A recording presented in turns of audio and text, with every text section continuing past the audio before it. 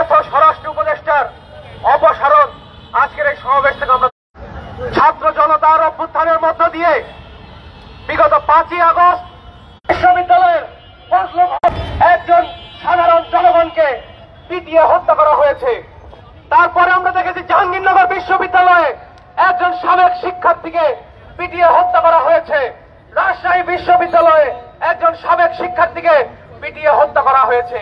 একটা হত্যাকাণ্ডেরও বিচার এই অন্তর্বর্তীকালীন সরকার করতে পারে নাই। আমরা পরে দেখেছি বেতন বকেয়া বেতনের দাবিতে যখন আমাদের শ্রমিকরা রাস্তায় নেমে আসলেন, সেই শ্রমিকদের বুকে এই অন্তর্বর্তীকালীন সরকারের যে যৌথ বাহিনী, সেই যৌথ বাহিনী তাদের বুকে গুলি চালিয়ে শ্রমিকদের হত্যা করেছে। সকল শিক্ষার্থীরা অংশ নিয়েছিলেন, তাদেরও নিরাপত্তা দিতে এই অন্তর্বর্তীকালীন সরকার ব্যর্থ হয়েছে।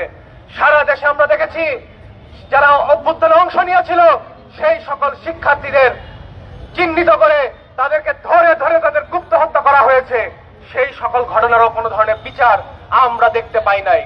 আমরা দেখেছি অক্টোবর মাসে আন্তঃপ্রাতিষ্ঠানিক দ্বন্দ্ব শুরু হয়েছিল এবং সেই দ্বন্দ্ব বন্ধেও এই অন্তর্বর্তীকালীন সরকারের যে উপদেষ্টা, সেই উপদেষ্টাটি ব্যর্থ হয়েছেন। আমরা তখন বাংলাদেশ ছাত্র লীগের পক্ষ থেকে দাবি করেছিলাম যে এই যে ব্যর্থ স্বরাষ্ট্র উপদেষ্টা, সেই ব্যর্থ স্বরাষ্ট্র উপদেষ্টাকে অবিলম্বে অপসারণ করে তার জায়গায় একজন যোগ্য স্বরাষ্ট্র উপদেষ্টাকে পদায়ন করতে হবে।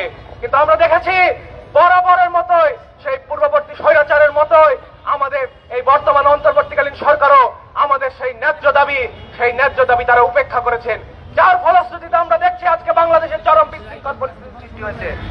আজকে ঘরে বাইরে কোন জায়গায় আমাদের জানমালের নিরাপত্তা নেই। আমরা দেখছি যারা রাতের বেলা যাত্রা করছেন তাদের কোনো নিরাপত্তা নেই। হয় হামেশা ডাকাতি হচ্ছে, এমনকি ধর্ষণের মতো ঘৃণ্য যে অপরাধ, সেই অপরাধ পর্যন্ত সংঘটিত হচ্ছে।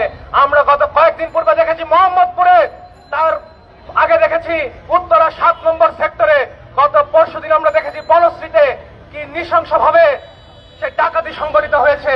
নিজ বাসভবনের সামনে থেকে ব্যবসায়ীকে গুলি করে তার কাছ থেকে সেই স্বর্ণালংকার এবং তা নিয়ে যাওয়া হয়েছে। আমরা দেখেছি সেদিন রাত 3টায় জরুরিভাবে স্বরাষ্ট্র উপদেষ্টা তিনি সংবাদ সম্মেলন আয়োজন করেছিলেন। সংবাদ সম্মেলন আয়োজন করে তিনি বলেছেন যে বাংলাদেশের আইন শৃঙ্খলা পরিস্থিতি নাকি আগের থেকে অনেক উন্নতি হয়েছে এবং টুকটাক যে বিশৃঙ্খলা চলছে তা নাকি পূর্ববর্তী সময়েও সেই বিশৃঙ্খলা জারি ছিল।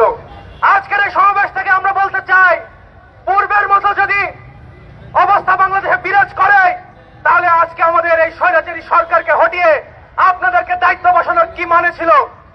আজকে যদি 5ই আগস্টের পরেও আমাদের জনগণের জানমালের নিরাপত্তা না থাকে, আমাদের বোনদের যদি নিরাপত্তা না থাকে, তাহলে সেই পূর্ববর্তী স্বৈরাচারী আওয়ামী লীগ সরকারের সাথে আপনাদের সরকারের কি চরিত্রগত পার্থক্য তৈরি হয়?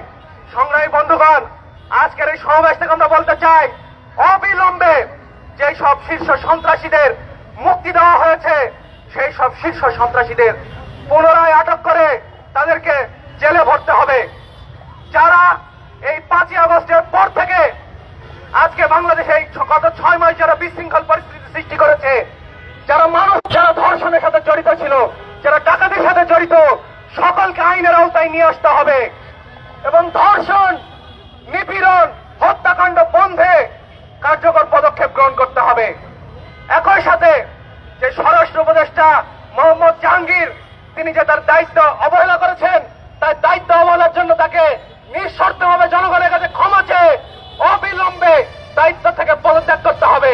যদি এই দাবি মানা না হয় তাহলে আমরা পূর্বের মতো আবারও বিপ্লবী ছাত্র শ্রমিক জনতা রাজপথে নেমে আসতে বাধ্য হব এবং আপনারা যদি পূর্বের আওয়ামী লীগ সরকারের মতো আপনাদের চরিত্র বজায় রাখেন, তাহলে আওয়ামী লীগ সরকারের মতো আপনাদেরকেও আমরা এই যে ক্ষমতার চেয়ার, সেই ক্ষমতার চেয়ার থেকে ছুড়ে ফেলতে বাধ্য হব।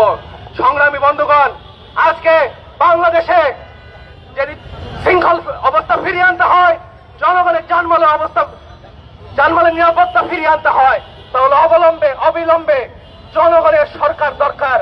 জনগণ ভোট দিতে পারেন নাই গত 15 বছর, সেই জন্যই আজকে একটি 5ই আগস্ট সংগঠিত হয়েছে। জনগণের ভোটদানের আকাঙ্ক্ষাকে পদদলিত করে কেউ যদি মনে করেন যারা দীর্ঘ সময় ক্ষমতা আঁকড়ে ধরে থাকবেন, তাহলে আপনারা ভুল করছেন। আপনারা সুষ্ঠু নিরপেক্ষ নির্বাচন দিয়ে মানে মানে দায়িত্ব ছেড়ে চলে যান। জনগণের নির্বাচিত সরকার হাতে তাদের দেশ পরিচালনার দায়ভার দিয়ে আপনারা ক্ষমতা ত্যাগ করুন। যদি তা না করেন তাহলে আমরা আবার রাজপথে নামতে বাধ্য হব, এবং আমরা যদি রাজপথে নামতে বাধ্য হই তাহলে আপনাদের অবস্থাও আওয়ামী লীগ সরকার থেকে ভিন্ন কিছু হবে না।